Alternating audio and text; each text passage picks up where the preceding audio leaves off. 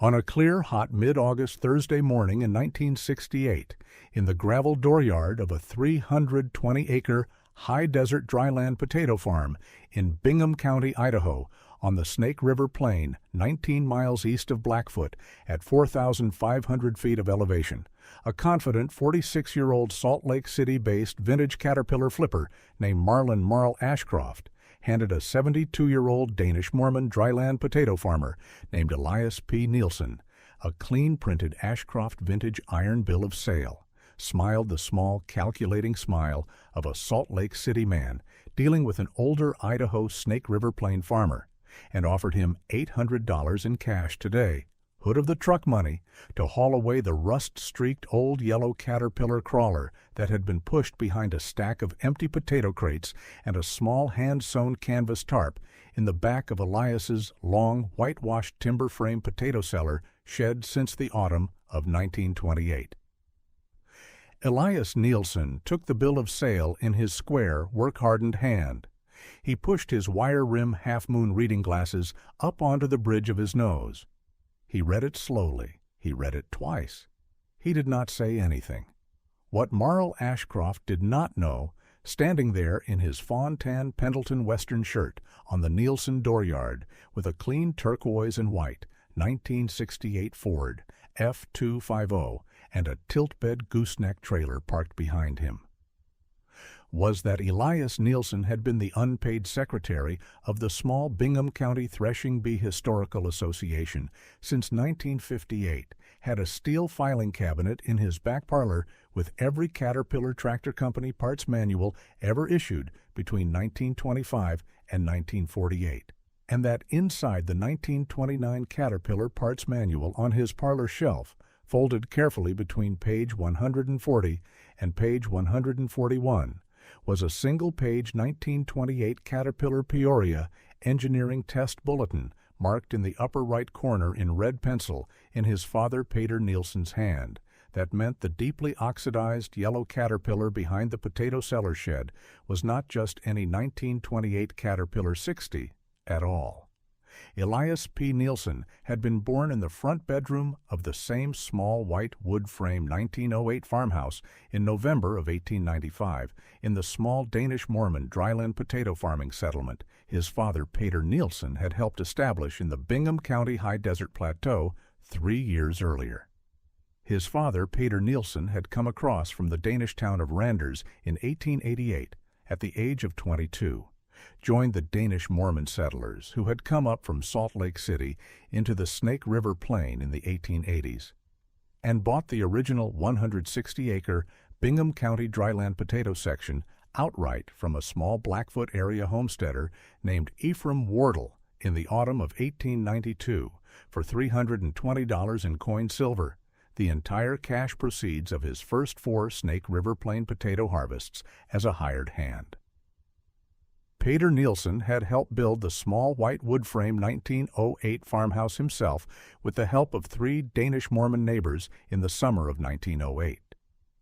The Nielsen family had owned the 320-acre Bingham County dryland potato section outright and debt-free every single year since 1892. Peder Nielsen had died on the covered porch of the same farmhouse in the winter of 1937 at the age of 71.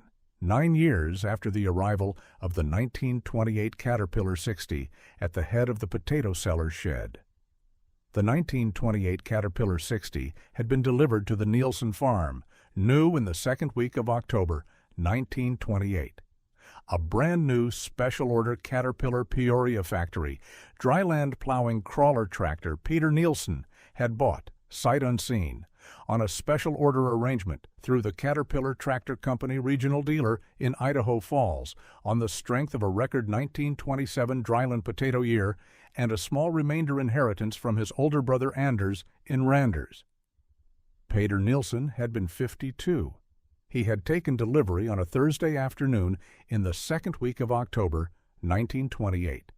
He had been the second dryland potato farmer in Bingham County to take delivery of a Caterpillar 60. Elias had been 33 years old and running the family's second team of Percheron draft horses on the North 48 acres. The Caterpillar 60 was, in the autumn of 1928, the biggest agricultural crawler Caterpillar built. 17,500 pounds, four-cylinder gasoline, an 11-foot steel-tracked undercarriage, 72 horsepower on the belt pulley, and the standard tread.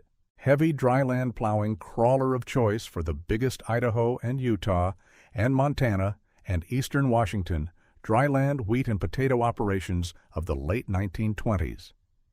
It had sold for $1,840 new in 1928, almost 4 times what a comparable Fordson Model F sold for that autumn.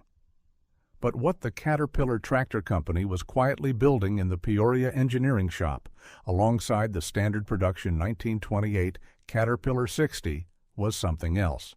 The CL Best Gas Tractor Company had merged into the Holt Manufacturing Company in April of 1925 to form the Caterpillar Tractor Company. 3 years before the autumn, Peder Nielsen took delivery. What almost no one outside the Peoria engineering shop of the new Caterpillar Tractor Company knew in the summer of 1928 was that the Peoria engineering staff had spent the previous 14 months quietly running a 4-unit pre-production test of a 200-horsepower 60 derivative, the abandoned Caterpillar 65 Special Trial of 1927 to 1928, a larger bore, longer stroke, higher compression version of the 60's 4-cylinder gasoline engine, custom-built by the Peoria engineering shop for a small number of the most trusted early CAT customers on a written non-disclosure agreement that they would not, under any circumstances, resell or discuss the machine. The 65 Special Trial program had been canceled in July of 1928.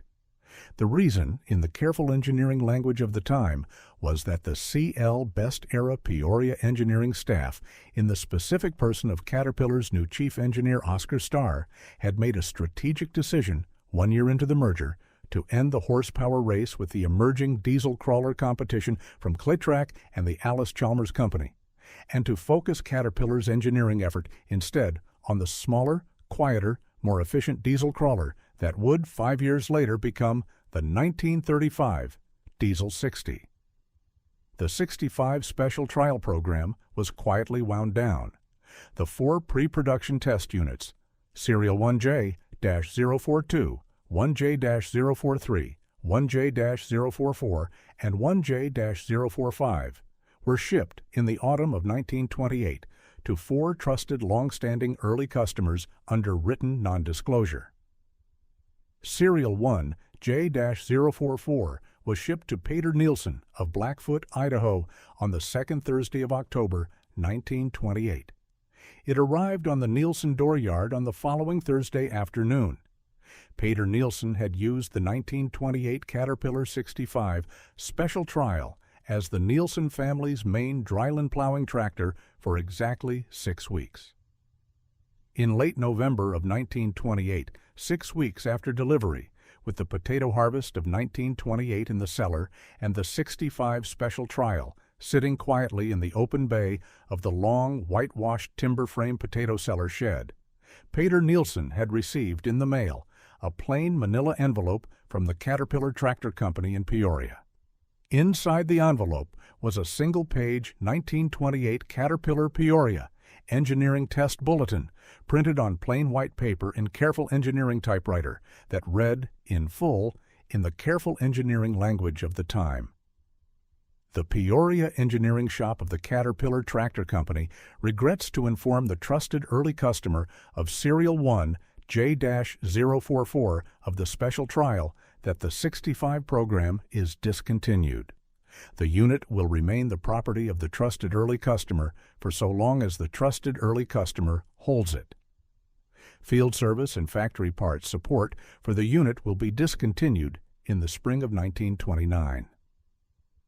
The trusted early customer is asked, with the compliments of the Peoria engineering shop, to consider the unit a private early customer's machine and to make no public representation regarding the unit's provenance for a period of not less than 40 years from the date of this bulletin. Oscar Starr, Chief Engineer, Caterpillar Tractor Company, Peoria, Illinois. Peder Nielsen had read the bulletin twice. He had folded it, carefully once. He had taken a red pencil out of the small oak parlor desk drawer and had written in careful red pencil hand in the upper right corner of the bulletin, 1J-044 Special Trial, kept Peder Nielsen Blackfoot, November 22, 1928. He had placed the bulletin carefully between page 140 and page 141 of the slim brown cloth-bound 1929 Caterpillar Parts Manual on the parlor shelf. And he had, on the following morning, pushed the 1928 Caterpillar 65 Special Trial, by hand, with the help of his son Elias and his oldest son Peder Jr. The 60 feet from the open bay of the long, whitewashed timber frame potato cellar shed to the small back corner of the shed slot behind the empty potato crate stack, draped a small hand-sewn canvas tarp over the tall vertical exhaust stack, and had never, in the 9 years between November 1928 and his death in the winter of 1937, ever moved the unit again. He had told his 3 sons about the bulletin and about the machine and about Oscar Starr's 40-year request once on a winter walk to the potato cellar in 1930. He had never, in the remaining 7 years of his life, ever spoken of the machine again. Elias P. Nielsen had known about the bulletin and about the machine the whole time. He had, in the winter of 1938, 1 year after his father, Peder Nielsen's funeral, walked alone with a kerosene lantern and the slim brown cloth-bound 1929 Caterpillar Parts Manual under his arm, to the back of the potato cellar shed, carefully shifted 3 empty potato crates aside on the left side of the rear sprocket guard, climbed up onto the steel-tracked undercarriage of the 60, and read carefully, by the lantern light, the small, dull, factory-stamped die mark just visible under 3 layers of oxidized paint on the inside of the rear sprocket guard. He had confirmed the 4-dot triangle and the machine-stamped 1J-044 on the sprocket guard against the diagram on the folded 1928 Peoria Bulletin between page 140 and 141 of the parts manual. He had carefully placed the 3 empty potato crates back. He had not, in the 30 straight years between the winter of 1938 and the mid-August 1968 Thursday morning, Marl Ashcroft pulled into his dooryard, ever told a single living person what the die mark said, or what the bulletin meant. Not his wife Anna Sophie, not his 3 children, not his closest neighbor, Ephraim Wardle, Jr. Not even when he became the unpaid secretary of the small Bingham County Threshing Bee Historical Association in 1958, the association's senior treasurer. Oscar Starr's 40-year request expired quietly in November of 1968. 3 months after the mid-August Thursday morning, Marl Ashcroft knocked on Elias Nielsen's screen door. Marl Ashcroft was 46 years old. He had grown up in Salt Lake City, the only son of a Salt Lake City Chevrolet dealer named Willard Ashcroft. He had worked at the family Chevrolet dealership until 1959, sold his share to his younger brother in 1960, used the proceeds to start a small vintage Caterpillar flipping operation on the south side of Salt Lake City called Ashcroft Vintage Iron, and had spent the previous 9 summers driving the rural roads of southern Idaho, northern Utah, western Montana, and eastern Oregon, looking for retired pre-war Caterpillar crawlers parked behind potato cellars and machine sheds and hay barns, paying small Mountain West dryland wheat and dryland-potato and dryland cattle farmers a flat low-fixed price for them, hauling them back to Salt Lake City on his tilt-bed gooseneck trailer, restoring them to a clean cosmetic standard over a winter, and reselling them in the spring at the Bakersfield Antique Caterpillar Auction for, on average, 3 to 5 times what he had paid for them. He had, by the autumn of 1968, bought and resold 31 pre-war Caterpillars this way. His average profit per unit was $2,400.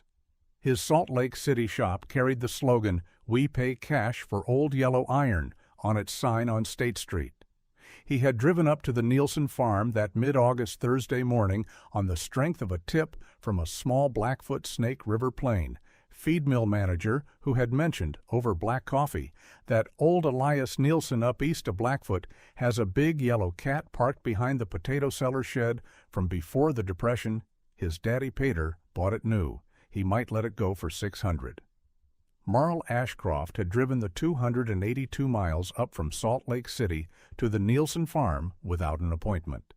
He had knocked on the kitchen door at 23 past 9. Elias Nielsen had let him in, offered him black coffee at the worn, red and white checked oilcloth kitchen table, listened to him for the better part of 18 minutes, and walked him out to the back of the long, whitewashed timber frame potato cellar shed to look at the machine. Marl Ashcroft, standing in his polished tan, ostrich skin roper boots on the dry, warm dirt floor of the potato cellar shed, walked twice around the front of the deeply oxidized caterpillar in the dim shaft of mid-August Idaho light coming through the side door. He pulled the small hand-sewn canvas tarp halfway off the tall vertical exhaust stack. He saw the deeply oxidized, mustard cat-highway yellow paint, the rust-brown streaks across the sloped hood, the classic squared-off 1928 cat radiator. He saw, faintly, through 40 years of patina, what looked like the embossed Caterpillar script and the small 60 plate on the front. He didn't, in the 22 minutes he spent looking at the machine, lower himself below the level of his own waist. He did not, at any point, walk around behind the rear sprocket guard. He did not, at any point, shift the 3 empty potato crates aside on the left side of the guard. He had stood, written on his clipboard, smiled the calculating professional smile, and said, "Mr. Nielsen, that is a tired old 1928 Cat 60 from before the Depression. The engine's seized. I could hear it when I tapped the block. The tracks are seized to the sprockets. The radiator's cracked. The seats rusted through. Ashcroft Vintage Iron will haul it away for you this afternoon at no cost, and we can pay you $800 cash on the spot. As is, where is, sign right here." Elias Nielsen took the bill of sale. He pushed his wire-rim half-moon reading glasses up onto the bridge of his nose. He read it twice. He looked exactly once past Marl Ashcroft's shoulder, past the deeply oxidized caterpillar, at the soft blue and white line of the Grand Tetons rising on the far eastern horizon in the mid-August Snake River Plain haze. He looked back at Marl Ashcroft. He said mildly, "Mr. Ashcroft, may I ask you one question?" Marl Ashcroft said, "Sure thing, Mr. Nielsen." Elias said, "Have you, in the time you have been looking at my old yellow cat this morning, walked around behind the rear sprocket guard, shifted the 3 empty potato crates aside on the left side of the guard, and read the small factory-stamped die mark on the inside of the guard?" Marl Ashcroft smiled the small condescending smile of a 46-year-old Salt Lake City collector being asked a question he believed he did not need to answer. He said, "Mr. Nielsen, sir, I have bought 31 pre-war Caterpillars in the last 9 years. I do not need to walk around behind the rear sprocket guard of a tired old Cat 60 to tell you what I am looking at. The frame is the frame.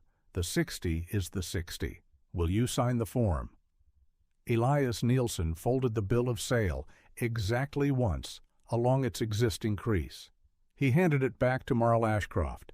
He said in his quiet Bingham County Snake River plain English with the Danish edge, "Mr. Ashcroft, before you carry that clipboard back to your shop on State Street, you are going to walk around behind the rear sprocket guard of my old yellow cat. You are going to shift the 3 empty potato crates aside on the left side of the guard. You are going to read out loud to me the small factory-stamped die mark on the inside of the guard, and then we are going to go back to the kitchen and have a second cup of coffee. After that, I will tell you whether I am selling you my machine." Marl Ashcroft looked at Elias Nielsen for a long count. Then he did the one thing he had not, in 9 summers of buying pre-war Caterpillars out of Idaho and Utah and Montana, and eastern Oregon potato cellars and machine sheds, ever done in his clean dark Wrangler jeans. He set his clipboard down on the dry, warm dirt floor of the potato cellar shed. He walked around, carefully, behind the rear sprocket guard of the deeply oxidized Caterpillar. He shifted the 3 empty potato crates aside on the left side of the guard, gently. He took from his shirt pocket a small chrome penlight. He turned it on. He aimed the penlight at the inside of the rear sprocket guard. Inside the guard, on the inside lower face of the sprocket guard steel, in the bare exposed steel below the dust line of 40 years of potato cellar dust, was a small, clean, factory-stamped die mark. The die mark was arranged as a 4-dot triangle with the machine-stamped capital and numeric characters 1J-044, 3/4 of an inch to the right of the triangle, and a further ½ inch below the 1J-044, the machine-stamped words, Special Trial. Marl Ashcroft read it twice. He read it a third time. The chrome penlight in his hand did not waver, but his throat did. He understood with the slow, cold understanding of a Salt Lake City vintage Caterpillar flipper who had spent 9 summers buying barn finds out of Idaho and Utah and Montana potato cellars, exactly what he was looking at. He understood that the deeply oxidized Caterpillar in the back of Elias Nielsen's potato cellar shed was not just any 1928 Caterpillar 60. He understood because he had read in the back of the 1966 Caterpillar Heritage Newsletter commemorative issue, the same paragraph every serious vintage Caterpillar collector in the western United States had read, that the Peoria engineering shop of the Caterpillar Tractor Company had, in the summer of 1928, built exactly 4 65 special trial pre-production units on the 60 frame, that the program had been canceled in July of 1928, that the 4 units had been shipped in the autumn of 1928 to 4 trusted early customers under written non-disclosure, and that of the 4 units, serial 1J-042, 1J-043, 1J-044, and 1J-045. Only 1J-042 had ever surfaced in the vintage Caterpillar collector record in a 1964 restoration in Bakersfield, California. Serial 1J-043 was listed in every vintage cat reference book published between 1964 and 1968 as whereabouts unknown, believed scrapped. Serial 1J-044 and serial 1J-045 were listed in the same reference books as whereabouts unknown. Unit number 1, J-044, with a delivery date of the 2nd Thursday of October, 1928, was on the list of the 3 unknowns. It had been, until that morning, nowhere in the vintage Caterpillar collector record. It had not been nowhere. It had been parked behind a stack of empty potato crates and a small hand-sewn canvas tarp in the back of Elias Nielsen's long, whitewashed timber frame potato cellar shed in Bingham County, Idaho, for the past 40 straight years. Marl Ashcroft stepped back out from behind the rear sprocket guard. He stood up on the dry, warm dirt floor of the potato cellar shed. He brushed the dry potato cellar dust off the back of his clean, dark Wrangler jeans. He did not, that morning, meet Elias Nielsen's eye.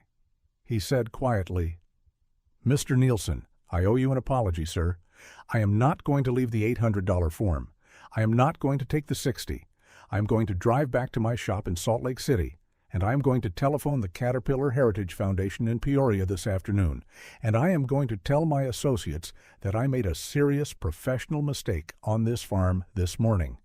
If you will permit me, sir, I would like to come back, when I have done that, and apologize to you properly." Elias Nielsen said, mildly, "Mr. Ashcroft, come back when you like. The coffee will be on. The 60 will be where she has been since the 22nd of November, 1928.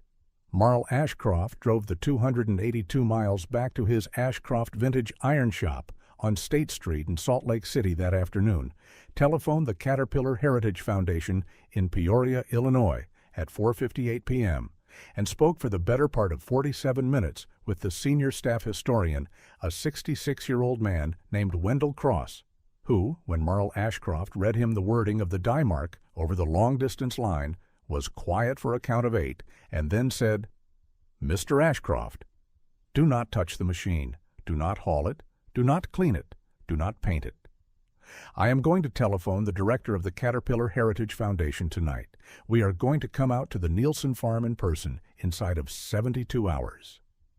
By the Sunday morning of that same week, the director of the Caterpillar Heritage Foundation, a 69-year-old man named Harold Peerich, was sitting at Elias Nielsen's worn red and white checked oilcloth kitchen table in the 1908 Idaho farmhouse, drinking Elias's black coffee with Wendell Cross beside him, with the slim brown cloth-bound 1929 Caterpillar Parts Manual open on the oilcloth, the single-page 1928 Peoria Engineering Test Bulletin unfolded carefully on top of it, and with the full 1928-65 Special Trial 4-unit serial number register laid carefully beside them. Unit 1 J-044, Nielsen Farm, Blackfoot 1D, 22nd of October 1928, had been flagged in red ink in the register since the spring of 1964, with the notation, "Whereabouts unknown.